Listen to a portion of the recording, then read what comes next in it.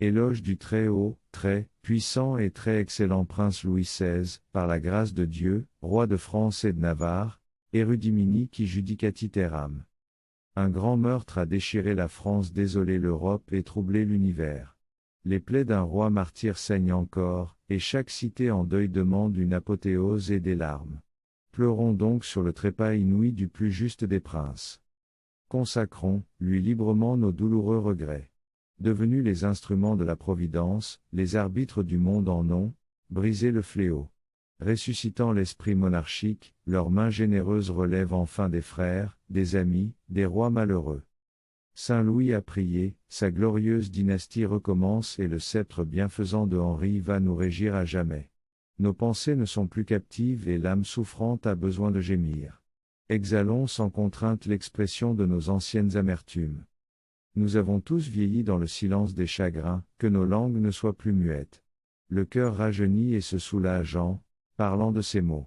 Mais il ne suffit pas d'en rappeler la violence, d'en peindre l'horreur, d'en mesurer la funeste étendue, et, ce n'est pas assez d'en exprimer, d'en sentir tout le poids, il en faut dignement célébrer le sujet et la cause.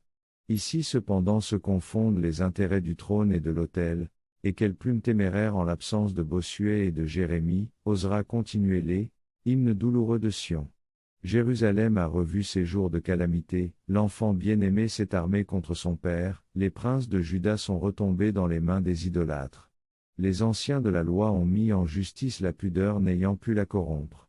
La cité sainte a tremblé devant Samarie, Israël triomphant a sacrifié sur les hauts lieux, le sang de Zacharie a coulé dans le sanctuaire. Digne successeur d'Aaron, le saint Tonia a été massacré, Éléazar a péri dans les persécutions, les Corée, les Dathan, les Alcim, les Ménélo, les Antiochus, les Joas n'ont pas craint de se reproduire.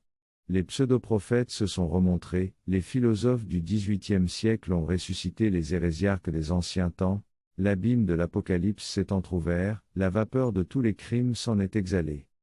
Dieu, les pontifes et les rois ont été méconnus et crucifiés, et le schisme et l'hérésie soudoyés par le sanguinaire athéisme, ont couvert de leurs horribles exploits la face de la terre.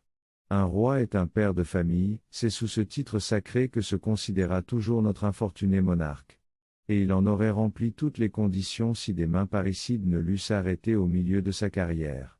Les hommes les plus contraires à ses intérêts, ne lui ont pas dénié le mérite de la bonté par excellence. Mais le beau titre que celui de père de famille, s'écriaient, ironiquement ses moindres ennemis. Quelle impiété! Insensé, qui pensiez outrager le modèle des princes par cette dénomination vulgaire, bien vous en a valu que son grand cœur.